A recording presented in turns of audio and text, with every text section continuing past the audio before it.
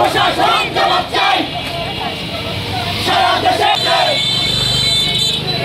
সমাজ জেগেছে। ওরা প্রধান সংস্কার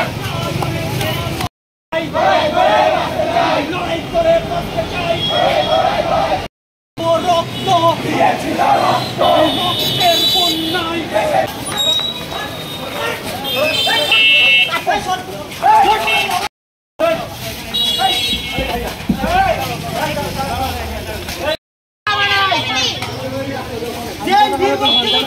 স্বাধীন করেছে।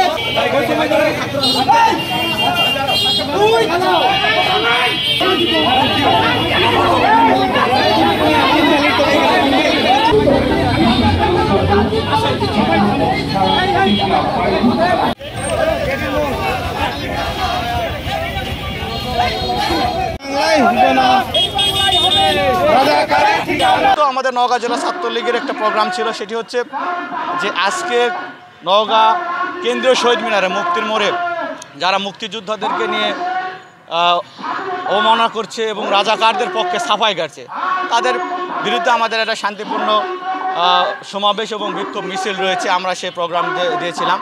আমরা সেখানে দেখেছি যে শহীদ মিনারের পাদদেশে আমরা উপস্থিত হওয়ার পর দেখেছি বিভিন্ন জায়গা থেকে প্ল্যাকার্ডে শিক্ষার্থী আসছে এবং আপনারা জানেন যে তাদের উদ্দেশ্যটা কি আমরা স্বয়ং দেখেছি, হয়তো বা আপনাদের চোখেও পড়েছে।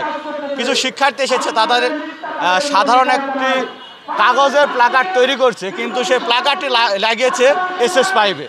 তাহলে SS5-এ প্ল্যাকার্ড লাগিয়ে যে শিক্ষার্থীরা আন্দোলনে কোটা সংস্কার আন্দোলন নামে একত্রিত হচ্ছে, তাদের উদ্দেশ্যটা কি হতে পারে আপনারা ধরে নেবেন।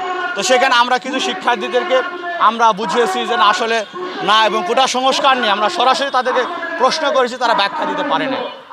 তাদেরকে আমরা বলেছি আমরাও যৌক্তিক একটা সমাধান চাই।